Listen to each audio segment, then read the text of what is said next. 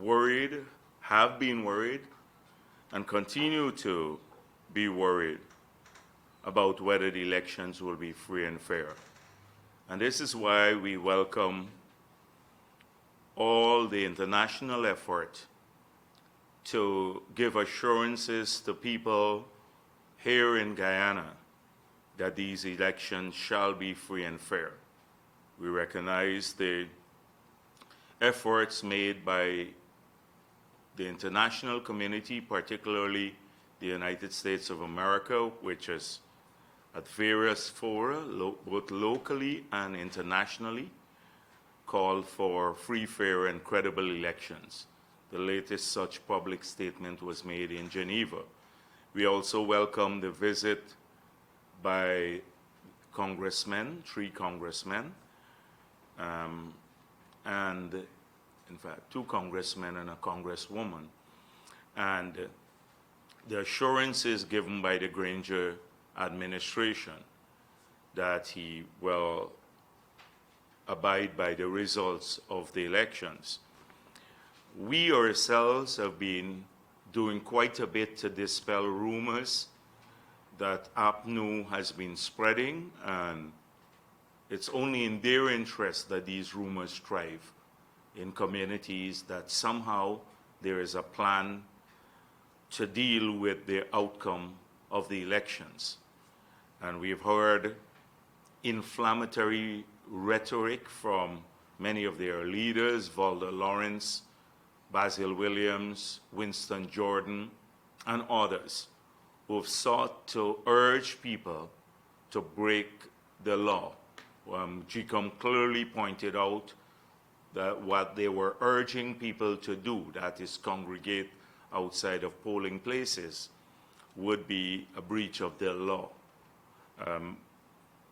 We have to continue to speak up and to ensure, whilst we prepare for polling day, and we in the People's Progressive Party, we are doing a lot of training of our polling agents, etc., and we are prepared for polling day, but it's also important that we continue to give assurances to people. And so it is in that light I would process the recent statement by the Carter Center that came out today. And whilst they gave assurances about procedures, etc., I wish the statement would have been a little bit more expansive on other issues. For example, the unfair nature of the campaign using state resources. In most countries in the world, observer groups will also comment on this, because their remit is free and fair elections. So we all recognize the partisan role played by NCN and the government radio stations and Chronicle and DPI. These are all tools of APNU. Now, they're funded to the tune of hundreds of millions of dollars from taxpayers' money, but their programs have no balance, their articles have no balance. They just blatantly, openly peddle the APNU's propaganda, and then even worse, they're used to disparage people who are contesting, all the parties that are contesting against APNU. So by telling blatant lies, you recall the Chronicle a few weeks ago saying that Irfan Ali and I had not submitted our statements to the Integrity Commission for the year 2018. This was to absolve Granger's non-submission of his statements for any of the last 5 years. Even today, someone sent me, last night there was an article, was an event organized by the APA and the NTC. And in the Starbuck News, this is the photo So you see everyone here, including Gail Teixeira, who represented the People's Progressive Party. But in Chronicle, they just cut her out, as though she was never present. Edited the photo, edited her out from the Chronicle. If this is not gutter journalism, but it's worse, it's central direction. The Chronicle now takes its instructions from Congress Place, and it has a compliant and corrupt board. When people like Sherrod Duncan and the others still have their hands to do with Chronicle, you know precisely what I mean. And so this is, I would hope that the observers would also comment on this, because this was part of their remit. I've led observer groups too before, and part of our remit was to look at the state resources, how they were being used. And if it's, I saw Harman's hollow denial, almost not just unbelievable, but an incredible denial that could be so far from truth, such a blatant denial that they are not utilizing campaign funds, taxpayers' funds for their campaign. Every activity they organize, they're siphoning off maybe 200 of the 300 million that they've set for matrimony, set aside to celebrate matrimony, our money. They're siphoning off the contracts to do public activities are funded by the state.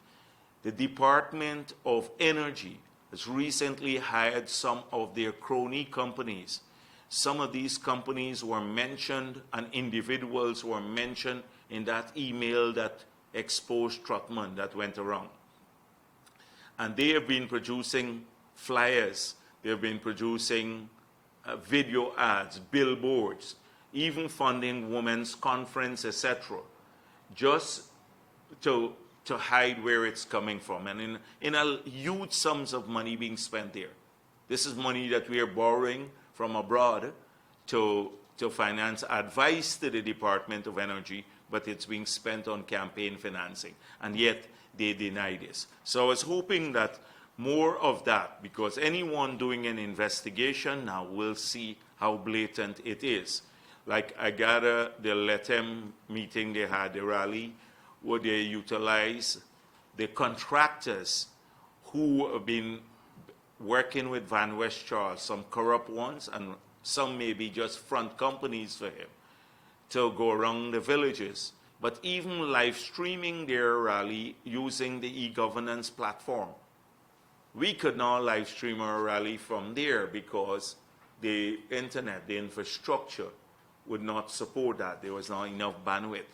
And this is it. And the governance program was one that we established. We left the money for 17 million US for that. So the report is deficient from that perspective, or these reports, nothing there. And then it's premature to talk about everything is in place when we have this blatant last minute change or set of changes to polling places. Now, we raised this issue when the matter was brought to our attention, when the polling places were released.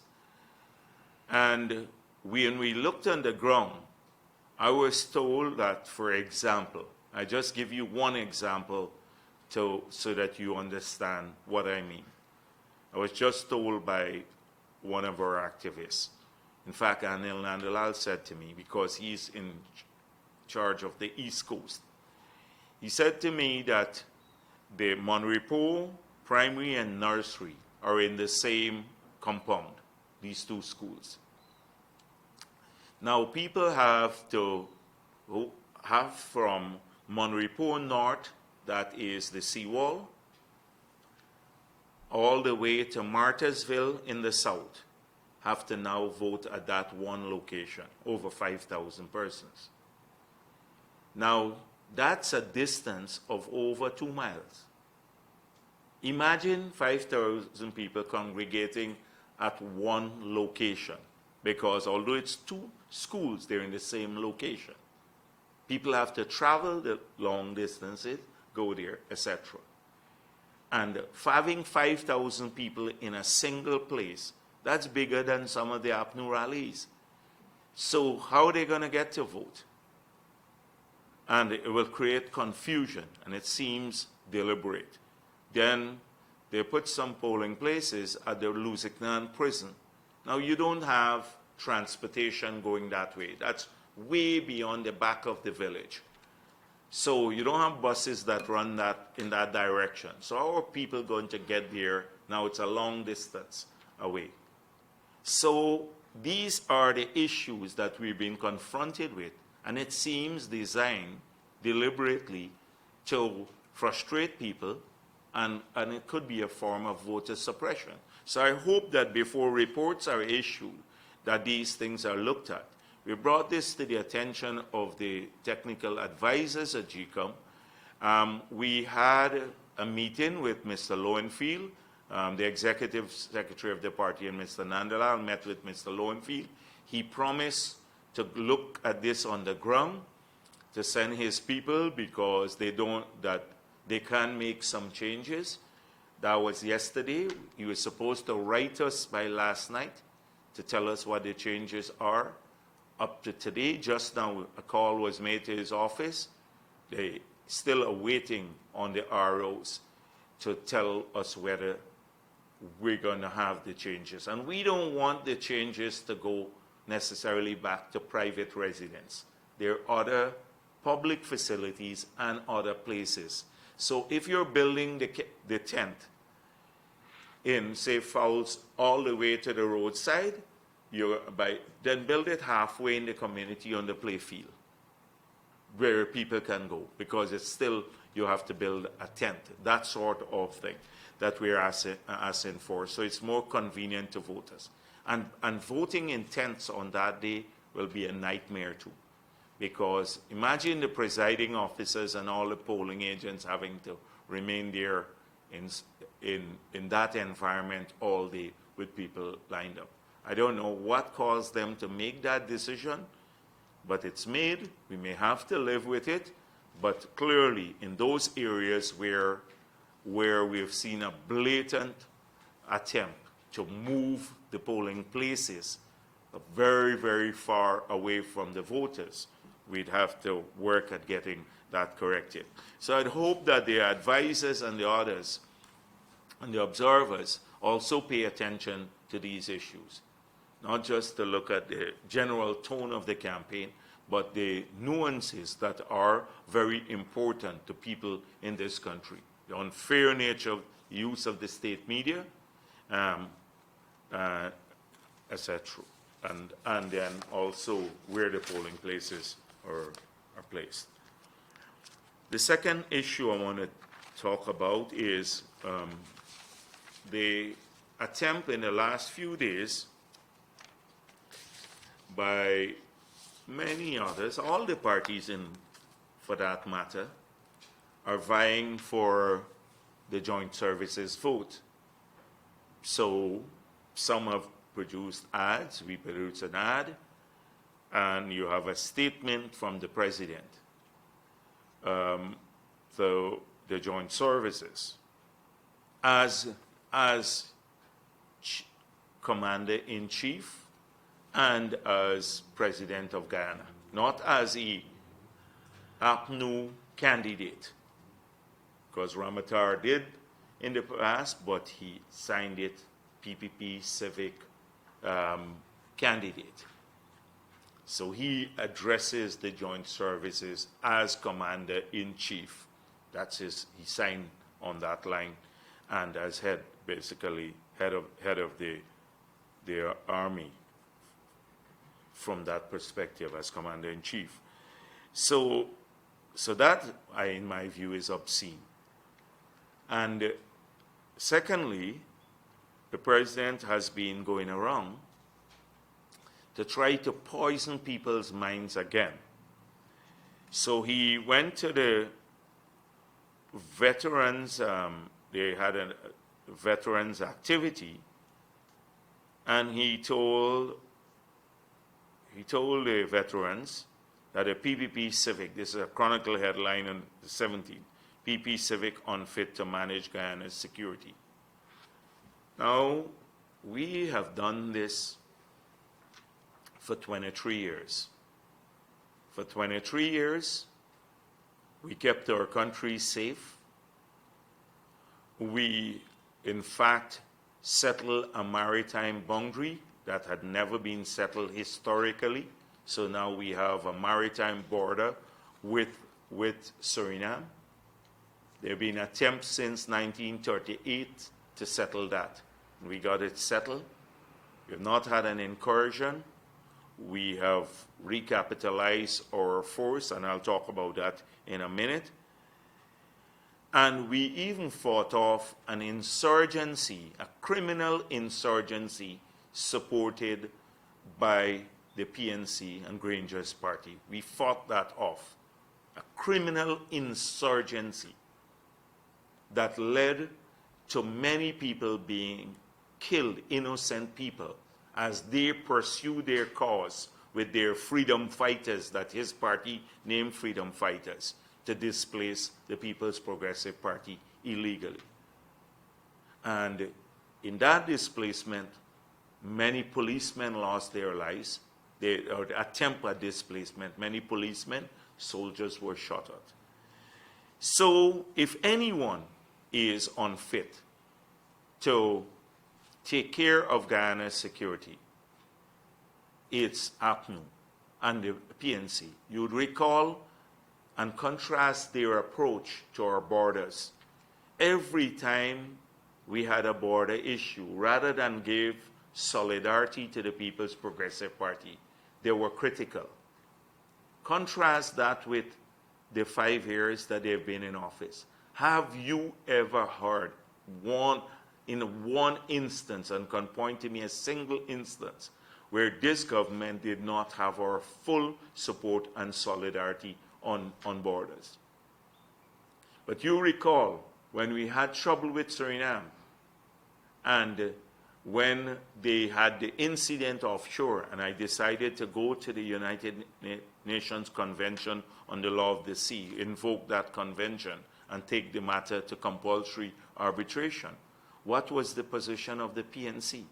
They undermined me by going to Suriname and signing an MOU with the opposition at that time over there, criticizing me. Do you think I would ever do that, ever go to Venezuela and sign any agreement with anyone undermining our sovereignty? And he forgets that. And I don't want to talk about the historical context of all the blunders we made when they agreed to practically give away the Quarantine River without having Suriname accept the New River Triangle as ours. We made it clear New River Triangle belongs to Guyana. There's no issue about having a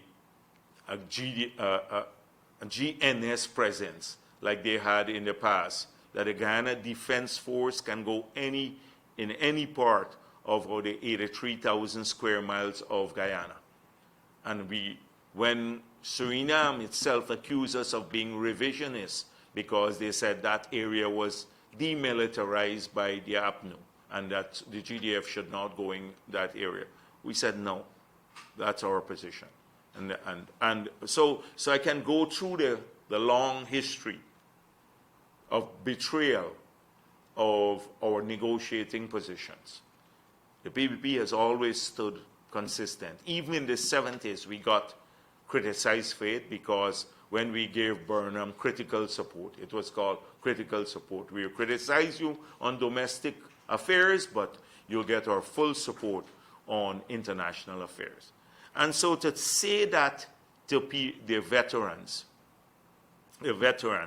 is disingenuous, but it's a falsehood by Granger, perpetrated and not a lie, not a falsehood.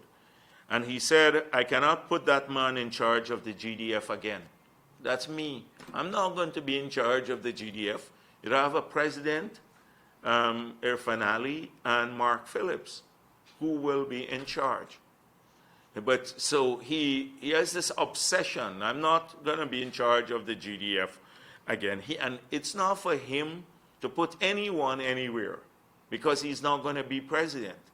So, and it's the voters who decide who becomes the president and the commander-in-chief in this country, not Granger. So he has this convoluted position. I don't know, he's all over the place these last few weeks.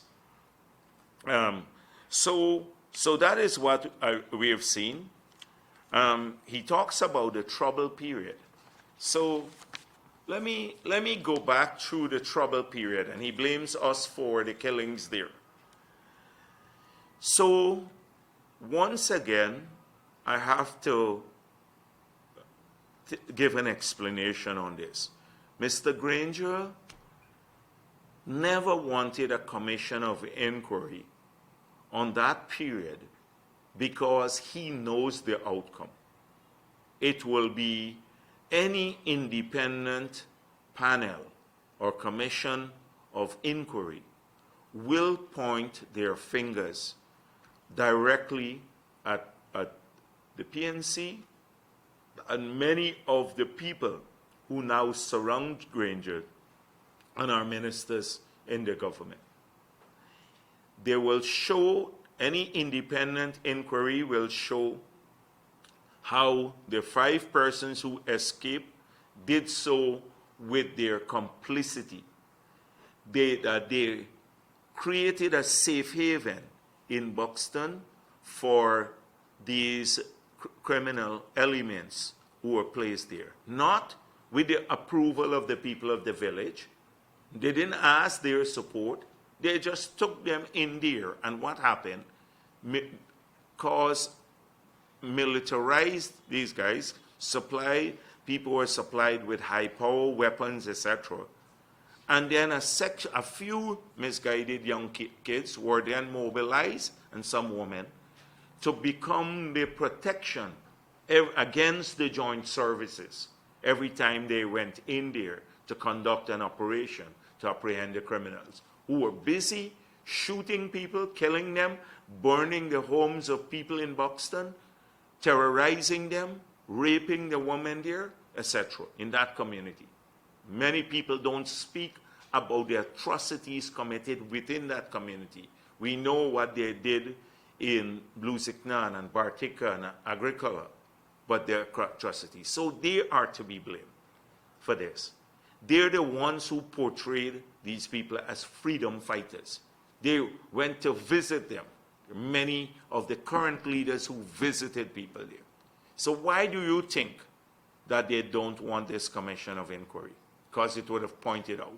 And even with that, now you've had nearly over 650 murders under Granger now in the last 5 years. Over 650 murders. Remember the 400 list? That when now they don't mention the 400 list too much because after the Starbuck News expose, and we pointed out that you had people of every ethnic origin, policemen who were killed, the victims of the criminals, as well as people who were alive on that list. They moved away from that, but they're still peddling the rumor. So he goes to peddle that rumor there. What if I say Granger, the same way he's peddling these rumors, that he was responsible for stealing ballot boxes in the 70s, which he denies, and for the killing of the 2 ballot box martyrs? I could easily say that. Everybody will jump on me if I say that, and they would say you don't have evidence. He doesn't have a single piece of evidence, but they spread this rumor. Single piece. But I want the joint services to understand that now they need the votes. So like with everyone else that they neglected, they're back there again. So why do you think, and members of the joint services must understand this, why do you think that he only did a commission of inquiry for Lindo Creek? because the joint services had statements from people who participated there about who killed the people there, that it was Feynman, from members of the gang. And the joint services know this. But they didn't believe the joint services because Feynman said, oh, he didn't do it. So they only held a commission of inquiry to absolve Feynman and implicate the joint services. And he handpicked Trotman's father, one commissioner, and the secretary to the commission was minister's brother, one of the minister's brother, and that commission came up, implicated the joint services. So he was designed, the joint services put their necks on the line for people to get rid of these people who were terrorizing the country with their support. And then this government, all they can do in 5 years, after they made claims about PPP involvement with Phantom Squad and everything else, say they don't have evidence, but they had enough evidence to hold a COI to implicate the joint services. The joint services should understand now who are their friends. They should remember that. And they should remember when Granger, the policemen must remember that when Granger instructed through Harman the Police Service Commission to stop promotions, it's illegal to do that. Illegal for you to interfere in the Police Service Commission. Yet he did so, and the Chief Justice had to rule that it was unlawful to do so when a case went to the Chief Justice.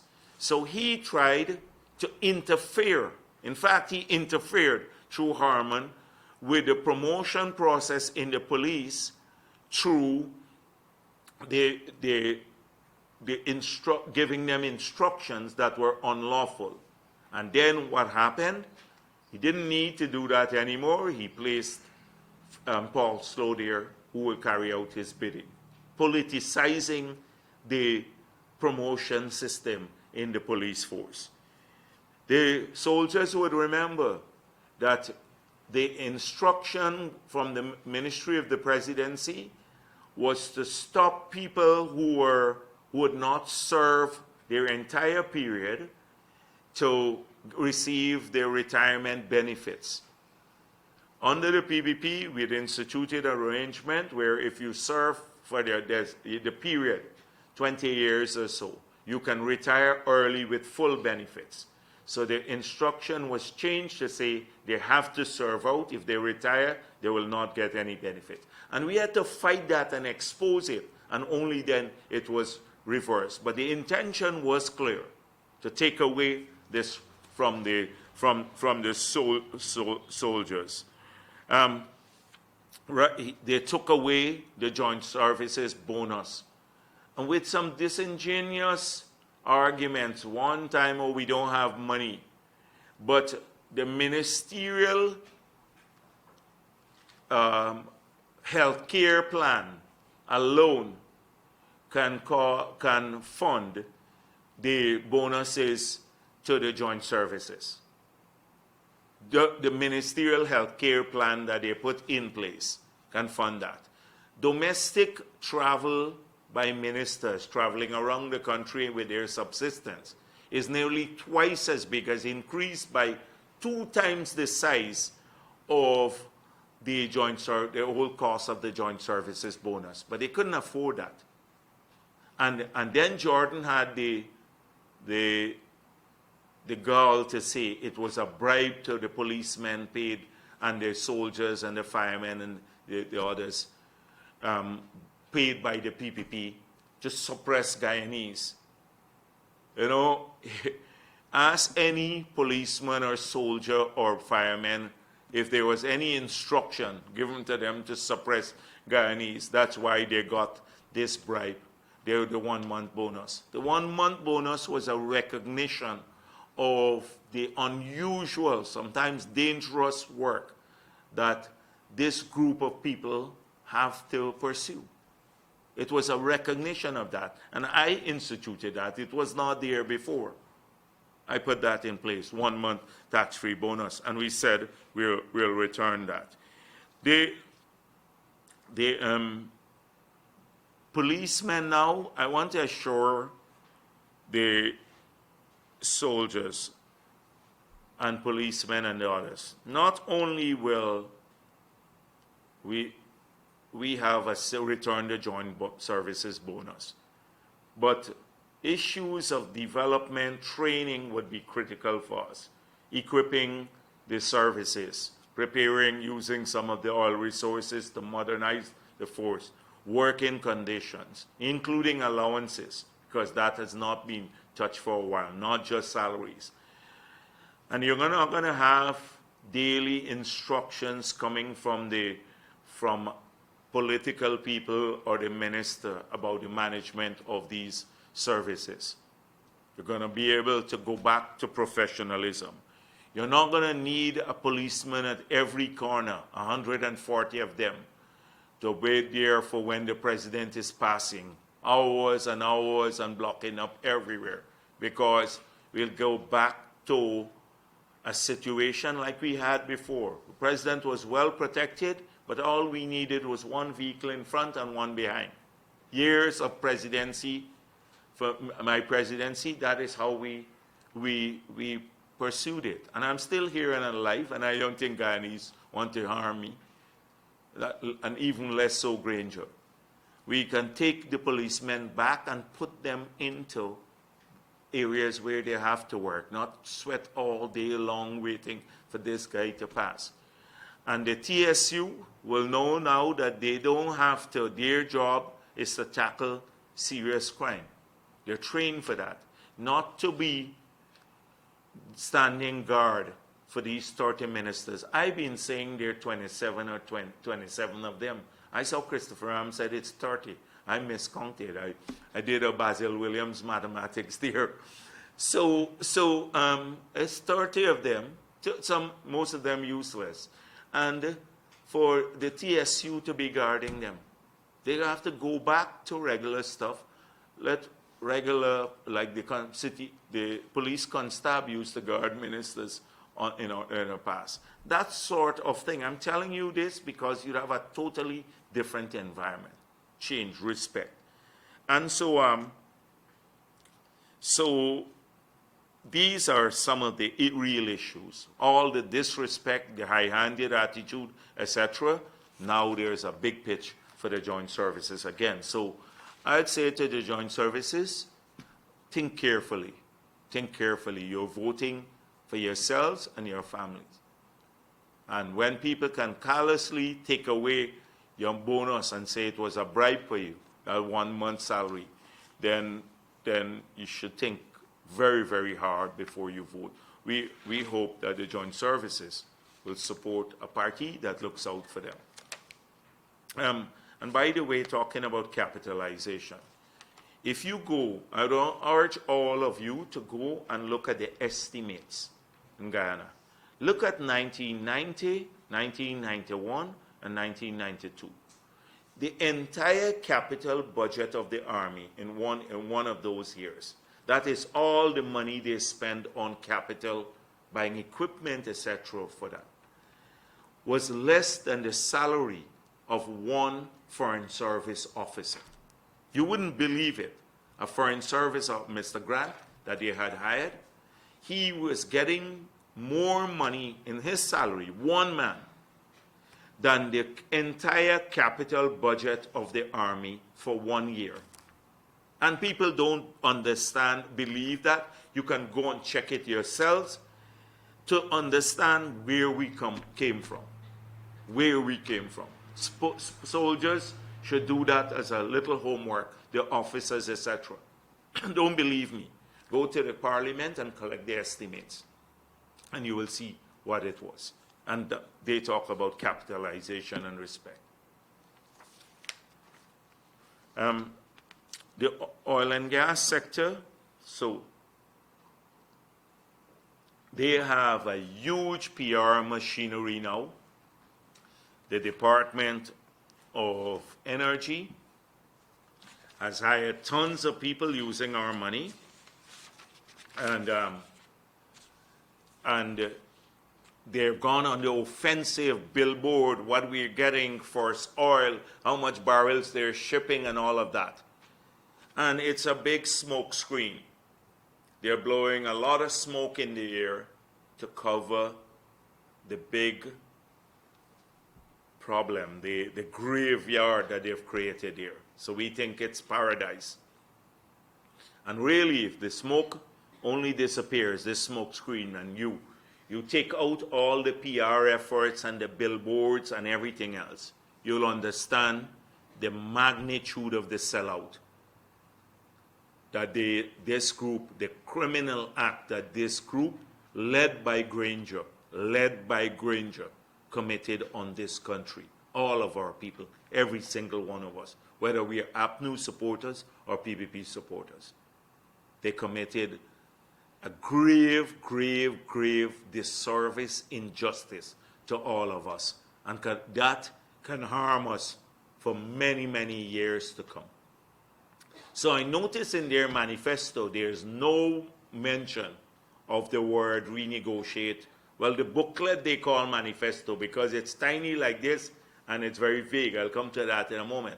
But not a single word about the renegotiation. They mention a standard PSA, but nothing about who will be subjected to this standard PSA. Nothing about that.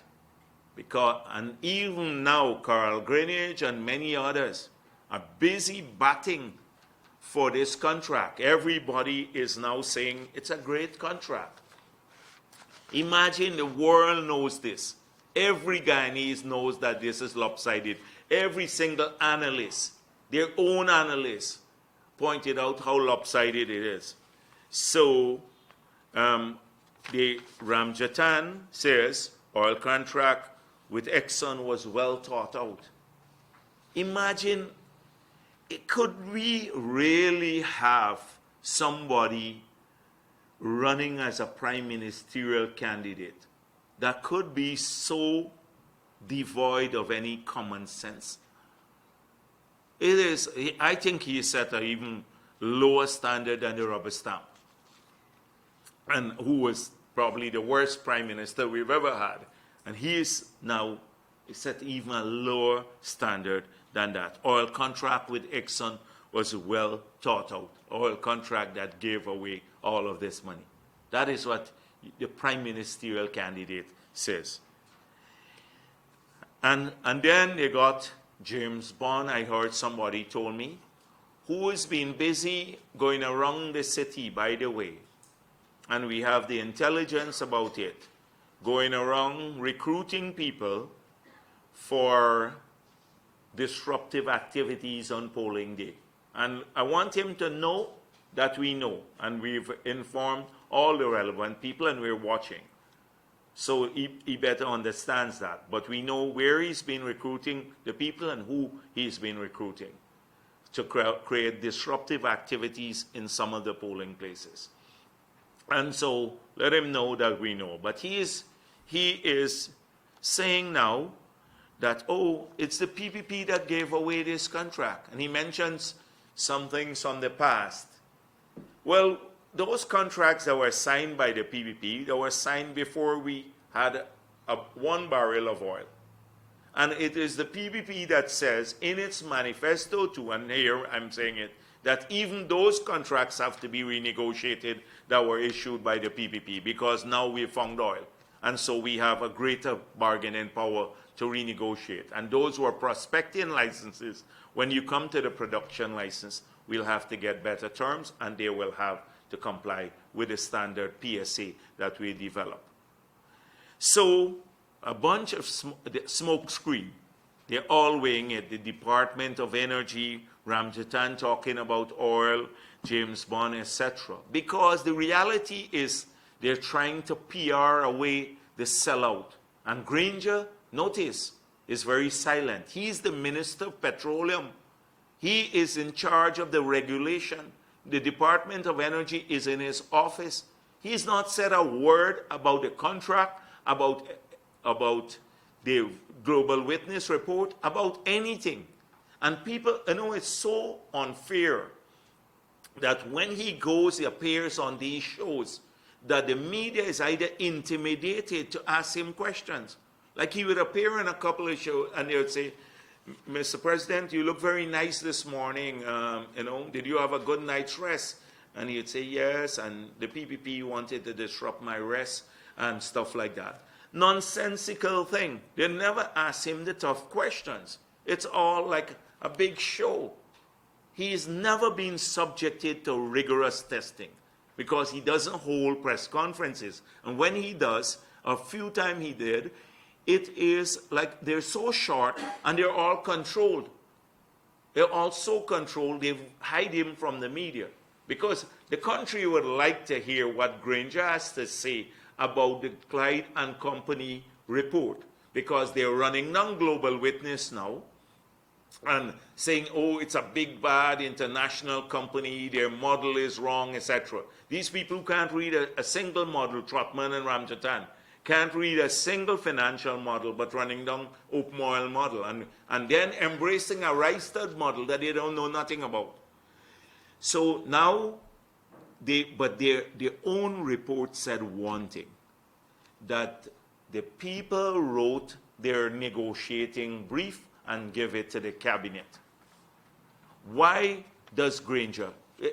Now, this should have people being locked up, really. The whole cabinet should be in jail for allowing a company that they're negotiating with to write the first draft of the cabinet's negotiating position. How much more incompetent can we get? And they're not saying anything about that. But as a result of that, this country lost $55 billion US. That's 55 years of future taxes. That's $15 million for man, woman, and child, Guyana dollars. That's how it comes up to. But they are silent on it. And now they're blaming the PPP or coming up with some smoke screen.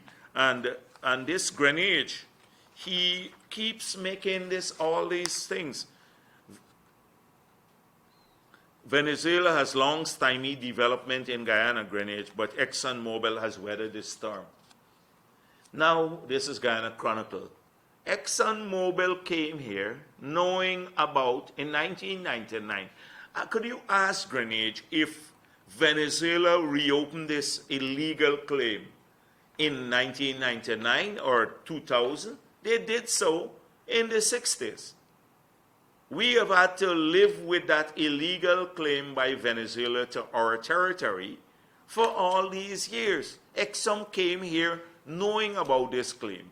They signed an agreement in 1999 knowing about this claim.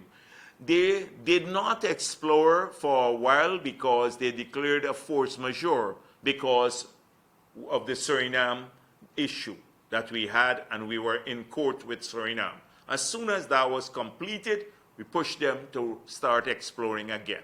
As a result of that exploration, they found oil, a huge amount of oil, just before the elections. They just imagine the common sense of this. So I came here knowing about the claim. I spent hundreds of millions of dollars knowing about the claim in exploration.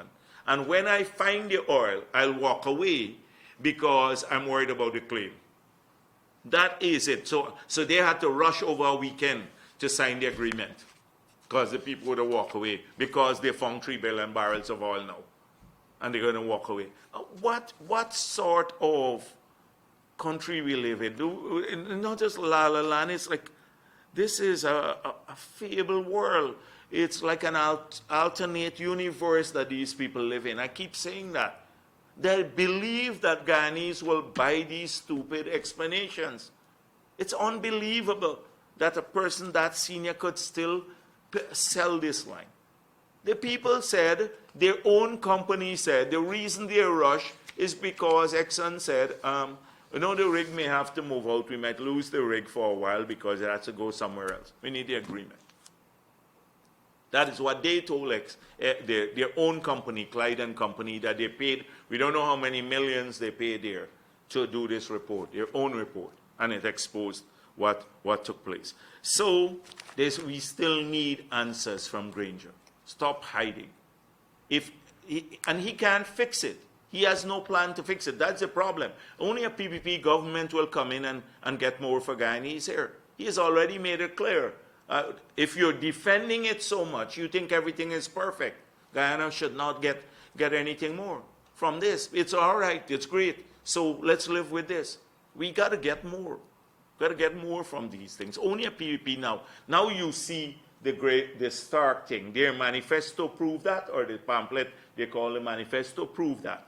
That of all the parties, or the others are some small ones saying renegotiate too.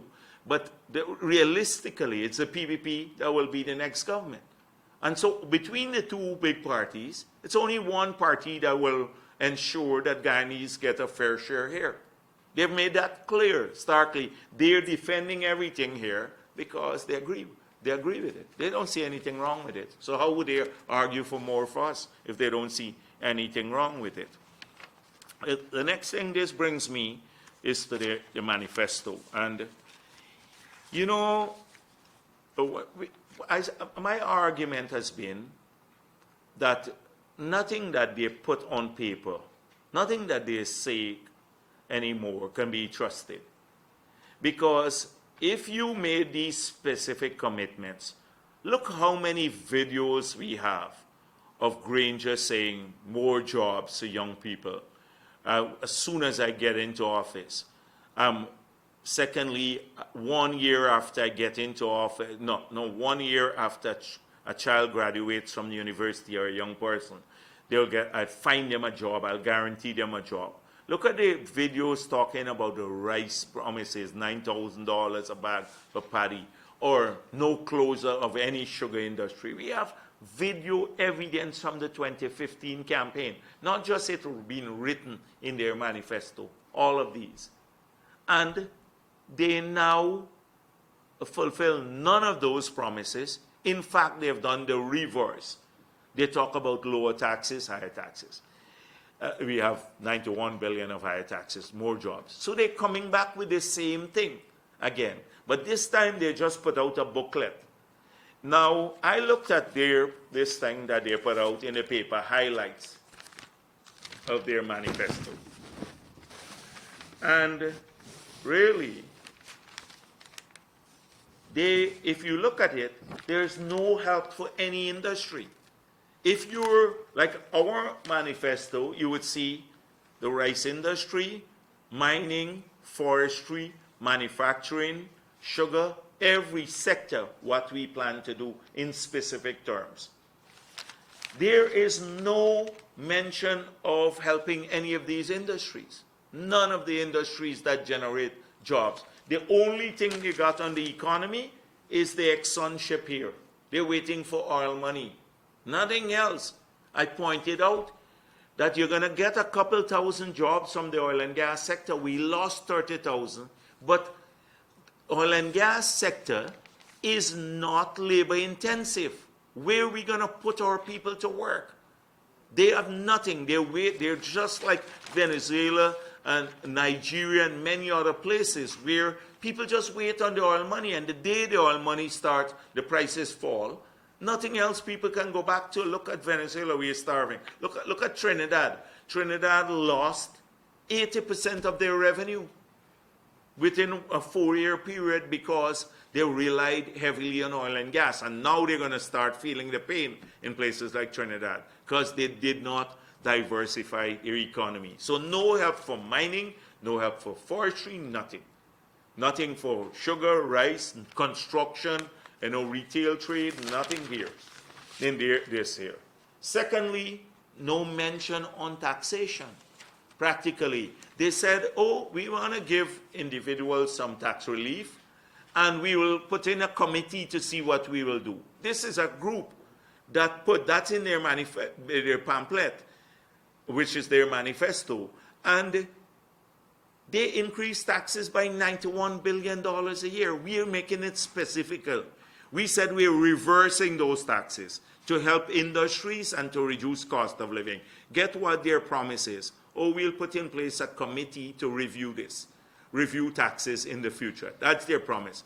And then, as though they don't even coordinate, the confusion there, like Don Hastings saying, oh, I didn't read the document, basically. I had a little glimpse at it, but it's a good document. Winston Jordan, 2 days after they launched their manifesto, said, I think we're going to drop the VAT to 12%. If that's the case, if that was a promise, why not put it in your manifesto? It is just this, it is unbelievably bizarre kind of confusion that you get from the other side. He thinks they may want to do that, but why they didn't put it in their manifesto? Just comes off the cuff like that. But so no tax help. So they keep taxes on water and electricity, on medicine, on food stuff, taxes on all your lands, keep the fees high, etc. There is no promise for tax relief to anybody. There is no mention in this whole thing here, like here, about oil and gas. So I look at this, what their positions would be. Check our manifesto. This pamphlet here is not talking much about, clear picture about what will happen in oil and gas. You check ours, we spoke about it, how we'll manage the sector well, what are the specific initiatives we put in place. On the transparency side, we outline a series of initiatives we'll pursue, including criminalizing non-disclosure. And then we outline about the benefits to people. We said cash transfer to some people. You will have social and economic infrastructure. We want to spend some in world-class education and healthcare for our people, security, etc. If you read the manifesto. Guess what they said? So Granger first didn't want cash transfer. Then he went on the platform and he said, oh, I'm thinking about a cash transfer to the children after taking away the grant. And then they put here under social protection, conditional cash transfers based on a feasibility study or feasibility or pilot study. So they're not committing to cash transfers.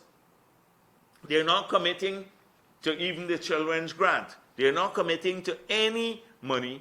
They're saying they're making a commitment to do a feasibility study or a pilot program for it. And so a lot of people who get deluded, oh, we can get some money from APNU. Well, you have it here in their own document. All you will get is a feasibility study. Feasibility study. So this is, it's a pathetic document. Imagine nothing in this whole thing on young people, youth. The youth is dropped off totally from their supplement. No, nothing on young people anymore. And jobs, even less on jobs. This is what they sprung on us last week. And I see some of the telephone companies now want to share manifesto. They want us, all the parties now, they're willing to do a free service to WhatsApp people's manifesto. Well, why didn't they WhatsApp ours 3 months ago? They had to wait on APNU to come out with their, to WhatsApp their manifesto to people. Anyhow, if they WhatsApp this, it doesn't make sense. But the issue is why we have been on the road carrying this out for the last 3 months, sharing with people our specific ideas. You've seen it on billboards, you've seen it on scrolls, you're on the platform. There's specific things we do. We're now making that a feasibility study. We said 50,000 cash grant for the children, student grant, 40,000 per month for pensioners. We're reversing all the taxes on water, electricity, etc. We're making sure that we're going to take back some of the lands. So that brings me to another issue. Every day, I see the newspapers. Seems as though they've lost all perspective on what used to be and now.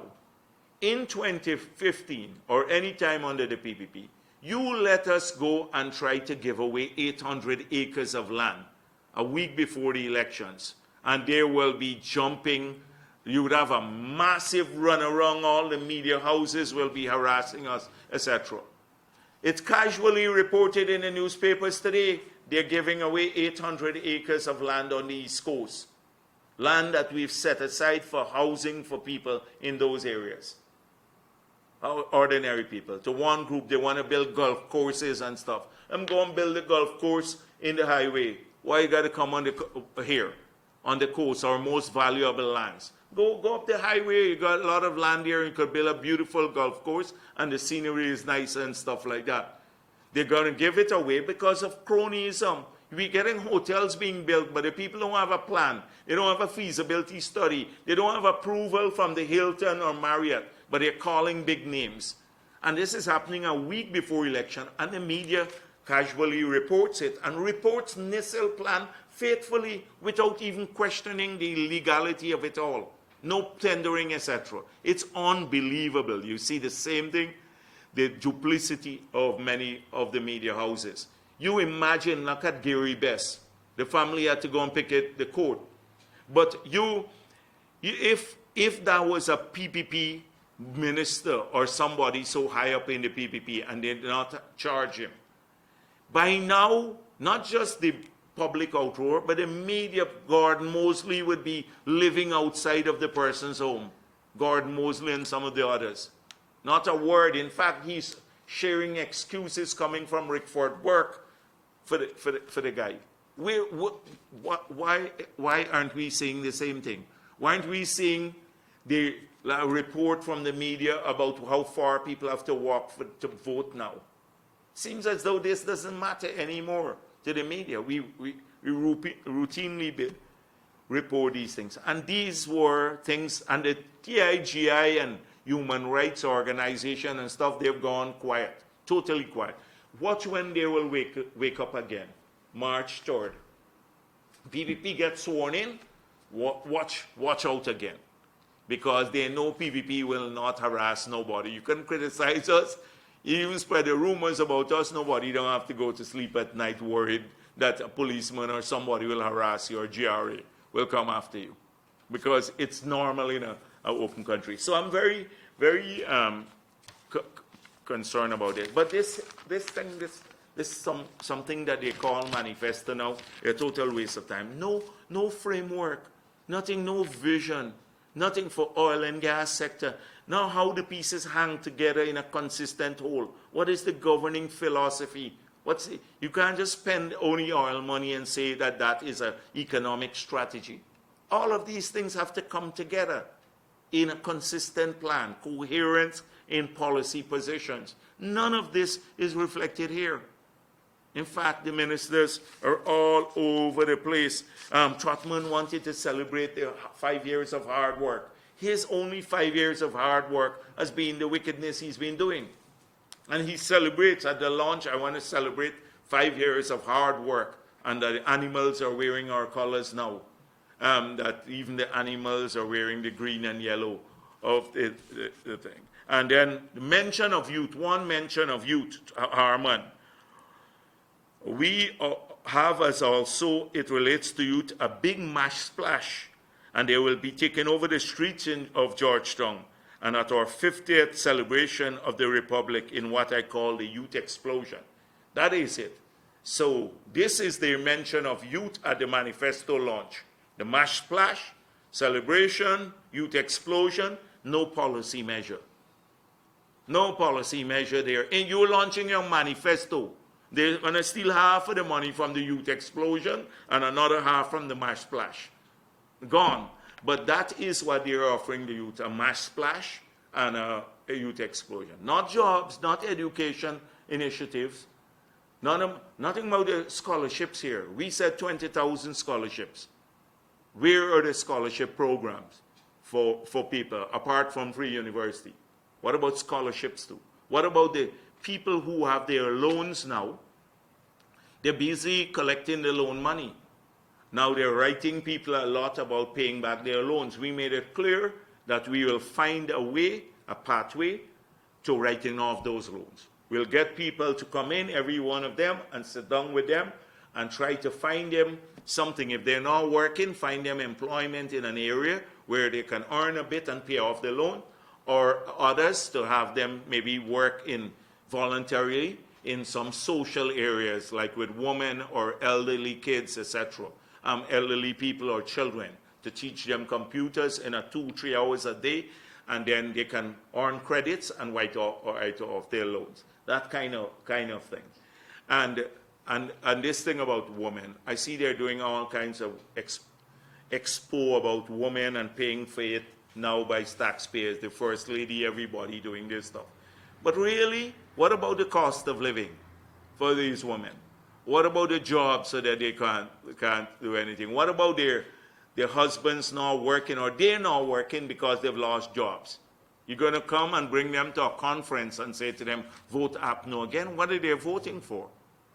That is the new thing. By the way, they're getting so desperate now, they're using the database from housing to call people. So they're making calls now. One prominent one, he stole some money at the University of Ghana. I'm not going to mention his name. You may guess who he is. And the PNC had to pay back his money. He's one of their youth leaders. And he's been calling people and saying, we saw you have an application for housing here. If you vote for APNO and take out a picture of your vote, we will process your application when the government we get back into office. So clearly they now have the application forms for all the people, the database from housing, and they're calling people not just to vote for them, they must take a picture of how they vote. Now, which is utterly nonsense. They're not going to be there, that's one. Two, the little slips of paper that they give to people is not worth anything, because they gave away most of the lands already to their cronies. So this little scraping and putting an application form is not just like the 2015 promises. Nobody is going to get any help. With your application forms in there that people made are going to be processed by the PBP. And if we do 10,000 house lots a year, not 1,000, 10,000, within a few years we'll clear out all the backlog. So people, and they don't have to show us how they voted. They don't have to do that. They'll get their, as Guyanese, they will get their plots of land. And a low-income land too, below $100,000, they'll have to pay for that. So there is that rumor mill that is going on. Next thing is and by the way, I must say one thing. That today we're celebrating the birth anniversary of Mr. Forbes Warnham, a former president of Ghana. APNO is celebrating this too. And I'm just thinking, coming from where, let's take out all of the controversy surrounding Mr. Burnham, President Burnham. But he was fiercely patriotic, nationalistic. When you take out the everything else, the controversy. So I wonder if he saw that ExxonMobil contract today, what would he be thinking? What would he, a Forbes Burnham, seeing the contract that was signed by Granger and this group? He'd be turning 100 times over in his grave. He was that kind of person. From all, I was young, but that's what I understand. They should do some introspection, our APNO supporters, and the same ones who are saying, let's celebrate, and ask what would he have said about this. I just wanted to make that point. And the next thing is, I want to urge public servants to take your cameras, take out pictures, video stuff, send it to us. We'll let you know how, because there are lots of suspicious activities going on in GRA. The Ministry of the Presidency moved out a van load of documents. A van load of documents. They're coming late at night, they're moving documents out of a lot of ministries. And so any suspicious activity you see where assets are being moved or documents are being moved out of the ministry, safeguard yourselves. Make a note of it. And you don't have to worry about anything, because we know what's going on. The bullyism in these places, the junior public servants, etc., who disregarded and treated unfairly, the ones who have been sending messages to me, tell your colleagues they don't have a single thing to worry about, because we're just going to go after those who have openly transgressed the law and who have dealt with who've been openly corrupt in these places. So when I want to urge the public servants, any suspicious activity you see about these things, moving documents, etc., some minister call you to bring a file to him, be careful. They'll take out documents from the files, and then when you get into trouble if you're in charge of the registry or any other place, because when we look for the document and it's not there, make sure that you check the documents before they go to the senior people to see what's there. If necessary, number them sequentially, the pages, so that if any page is missing, you will know which page and you can document it right there and then. So I just wanted to say that. And to urge my colleagues at the Kite Shore about this ad here. The same story, different players. Why are we stealing so much or giving it away in abundance? Now, this was a public service announcement. So somebody put this. Granger and Jagdeo need to explain to the nation what is really happening in this country. But, bro, I've been trying here every week at my press conference to do this. I've been trying in the parliament, everywhere else. Where's Granger's explanation? And the things that they want. So Kite Shore News published an article on Friday last with the headline, IDB loans Guyana $121 million to boost expertise in energy department. That loan isn't only shocking, it's an eye-pass to the people of this country when we're spending hundreds of millions on highly questionable projects.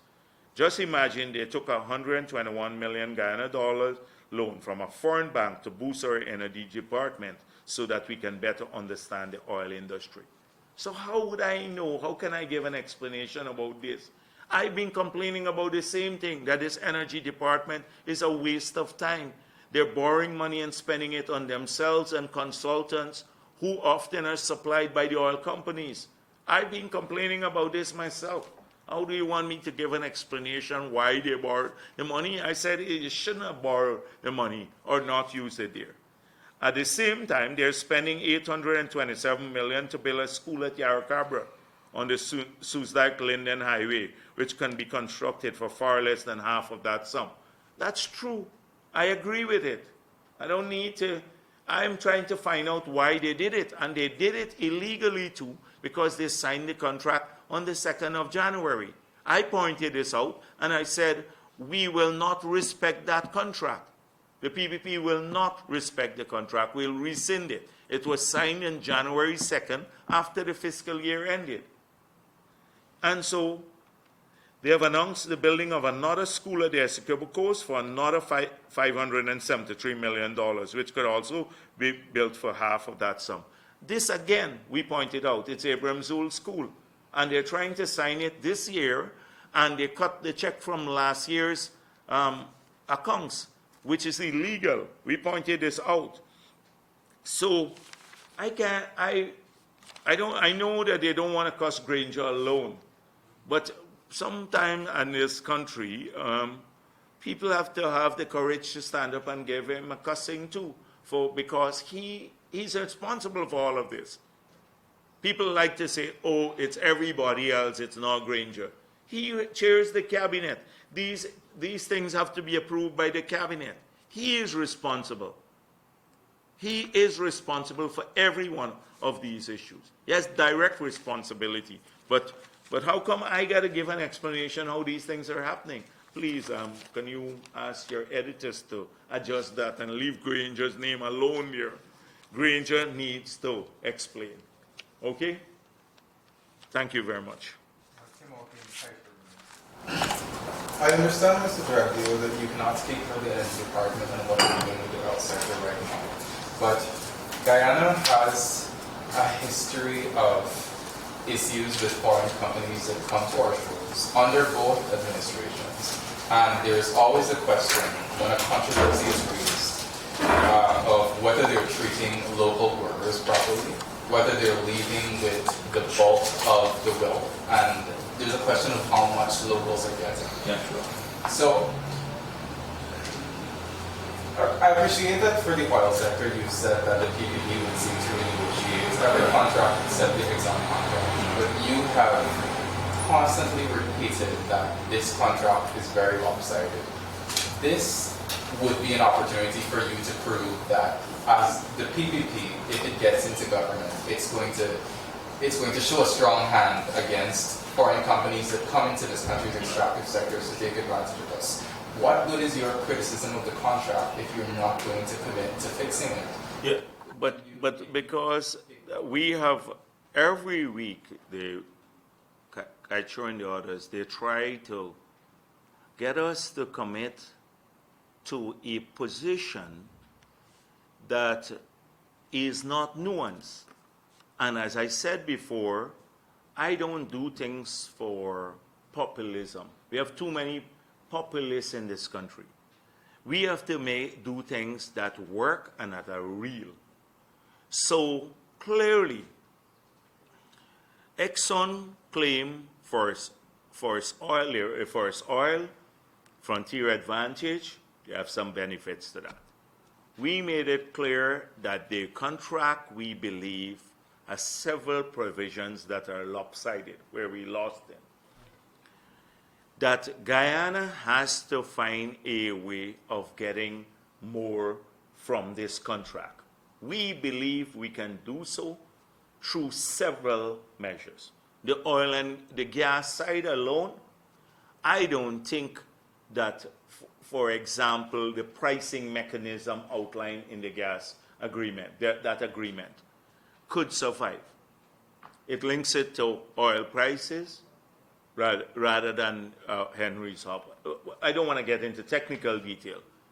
There has to be changes, and we believe we can get these changes one way or another. We believe that we can get millions, maybe I was saying billions, but millions of US dollars, hundreds of millions of US dollars more in benefits to Guyanese, and hundreds of jobs, thousands of jobs more benefiting our people. And we made it clear we have committed to reviewing this. We've said further, because there's a complaint about what you did and what they did. And to get past that, our contracts signed under us are not exempt from renegotiation and the standard thing. Those two will be renegotiated. So that makes it clear that we're not being partisan. Oh, we want to renegotiate only the one signed by Trotman, although that was signed after oil, and the one signed by the PPP, which were pre-oil. We're not saying anything was wrong with these contracts, because we don't believe there was any corruption involved in any of these contracts, but the circumstances change, and therefore the benefits to Guyana must change. So we are approaching this in a very nuanced way. We have not seen a single piece of technical document as yet from the company. All we are getting is from newspapers and from models that are assumption-based models. We will be the next government, so we have to have a nuanced approach. But we're the only one saying, for example, this contract is lopsided, a recognition that it's lopsided. The other party is not saying that. They're defending the contract in its entirety. And we are making it clear it's lopsided, we have to get more from it. What method we use is open on the table. And that's why we have, I think, of any big party, we have the clearest position on this matter, on the clearest position, and we've not sought to hide it. From day one, we have maintained that position, day one, up to now. But we're the only party that offers a possibility of this Guyana getting more from this sector. The other side says it's perfect. It's not. They're defending it. So that's one. When I was thinking about this, I didn't mean I was talking only about what they're doing now. like these specific. If you're referring, were you referring to what I just mentioned? You might have read a front page comment in the Cultural News the other day about Guyana being taken advantage of by foreign companies. Oh, but foreign companies. But let's talk about foreign companies. So we talk about oil and gas. So the foreign companies came in here. Troy came. They're working now. Our people are there getting a job. So we decided we have to shift the royalty rate, right? So from 5% to 8% for big companies, foreign companies, not the local, those that will have an agreement with us once the price of gold goes beyond $1,000. So we shifted the take from the bigger companies. That's for in the gold sector. Now people came in Roussel and the others came in here. But you recall Alcoa was here and Alcoa walked away from our Rima. And we lost the contracts at Bormine because they walked away, the bauxite market. We took back the company as government. And then we sought to bring in back an investor because we couldn't keep it. And we had to take over community water, etc., to keep Kwakwani and the other places survive. So we sought an investor. We gave them the concessions to start up because we are interested in the jobs. We wanted people to be working there. Alternatively, there would be no job. The same thing with many of the other. So Bai Shanlin came. They worked, Bai Shanlin. The agreement we signed with Bai Shanlin, we didn't put it in Jagdeo's pocket and hide it. It's with the GRA. They have a copy of it. Every one of these guys, they have a copy of the GRA. And it wasn't signed by Ashni Singh, it's GRA. And so, but Bai Shanlin was buying, they did a lot of unusual things and where they misused the duty-free concessions, and GRA was right to go after them for their abuse. But they also provided a market for buying logs from the people in Aichuni, Kwakwani, and Linden. So now they killed the market. If you would maintain the market, but take tough actions against the company. So every time we were looking at it from a strategic perspective.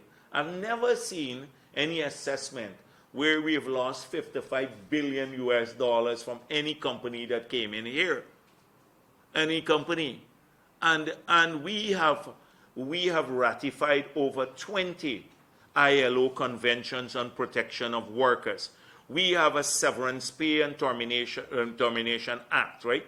That workers must be paid promptly the severance pay once they're terminated. Within 1 month, I think. Yes, 1 month. And look what has happened. They're not even upholding the law. Look at the government itself refusing to pay the sugar workers at Wales. They've violated the act, not paying the sugar workers for 2 years. They had to go to court. When the Minister of Agriculture said, we can't pay these workers their severance, which they're due by law once they're terminated, because they would use up their money. That's a height of like insensitivity and patronizing behavior. So we protected workers too. Look at the ILO conventions that we ratified. Look at the protection by law of workers' rights. We established the tripartite body for trade union recognition, etc. So this is workers' rights have been protected more than now. Now we have Keith Scott, and that is why we have an ad today. When the workers at Troy were laid off, you would think the president, like we did in our period, would say, oh, I'm concerned about this. Bring everybody to my office. I can't have 300 Guyanese just lose their jobs. That's how we operated. Or when the 500 got laid off, what are we doing about this? Why is this a problem? Or the same thing with you saw the negotiations with the lady, what's her name? Amna Ali and Keith Scott. Oh God, the two of them, they sit down there like they're just in a rum shop talking to these companies and nothing serious, and they televise this. They should be ashamed. This is how you negotiate on behalf of Guyana and workers' rights. And that is what the president never intervenes. He doesn't intervene in anything. And so We protected workers more, and we shall do the same in the future. You say that you are renegotiating the contracts because circumstances have changed. In a previous press conference here, I had asked you, why is this Stafford license deal the exception? And you said that ExxonMobil made a pioneering investment and that you believe they should be rewarded for that. Is saying that Exxon should be rewarded for their pioneering investment not co-signing the fiscal terms of this agreement? No. When I say that you have to recognize the circumstances, it is not the only condition. It is not the only condition. We said you should look at it. That's why when you do the one-line quotes, like I saw the last time you inserted a couple of things in the headline. I'm not sure it's you at the Starbucks, but I didn't complain about it at Kiteshore. But the one-line things. I said this right after the agreement was made public. At Freedom House, I had a press conference, and I said, we recognize this. That it's the first company, maybe their frontier advantage, etc. Notwithstanding, you can't have this lopsided. So notwithstanding that, there are, so we can't give away everything, our whole country, our shirt, our pants, our underwear, everything else to the ExxonMobil in this, because of the pioneering, just the pioneering thing. There are several provisions that are disadvantageous to our country. And something that we could have done do something about, which they have not done, is to have strong legislation on local content. Up to now, this government has not put that. That is something within our discretion to do. We should do it. So I'm not going to move away from a nuanced position. You've seen with our position, it's clear, we stated in the document, we are going to be the next government. We have to ensure that more is spent on Guyana by legislation, by the oil companies. We have to ensure that there are provisions of the contract where we have to get more, the existing contract, and then we are renegotiating everything else through the standard PSA. But there shall be a review. You're not going to, the newspapers don't have to bring in open oil and everybody to just estimate. We will have all the documents. When you have the documents and you have a government that really wants to get the best for the country, that is the only time you can take a definitive position on it. But we have outlined clearly our country has to get more from this deal. So if I have it clearly, ExxonMobil should have been awarded, but not so generously. No, but you're trying to take my entire nuanced position and put it in a populist form, which could be misleading. Right? I just give a full explanation, and if you try to do it into a slogan, it could mislead people. I don't have a problem saying we welcome Exxon. We brought Exxon here. The PPP signed an agreement with Exxon in 1999. The agreement was pretty generous. That's what I said before. I said because at that time we did not have, we didn't find oil. We had very few takers. Nobody wanted to come to Guyana to explore. We had the agreements, the prospecting licenses that were issued in that period were done in a manner to encourage people to come. We had so much area with very little interest. I told you about even Shell walking away from the Exxon block because they didn't, even a company like Shell didn't understand what was there. All of these changed the moment we found oil. And these prospecting licenses that we gave, they now have to, when you come to the production license, they have to undergo some metamorphosis to reflect the current reality of Guyana as an oil producer. And that is why the standard PSA would apply to them too. I don't want people to think, oh, they're hiding the two other, or the blocks signed under the PPP. from the standard PSA, and these will not be renegotiated too, because often that's what they try to portray. All of those will have to undergo a standard PSA because the country has changed. We've been de-risked. Thank you.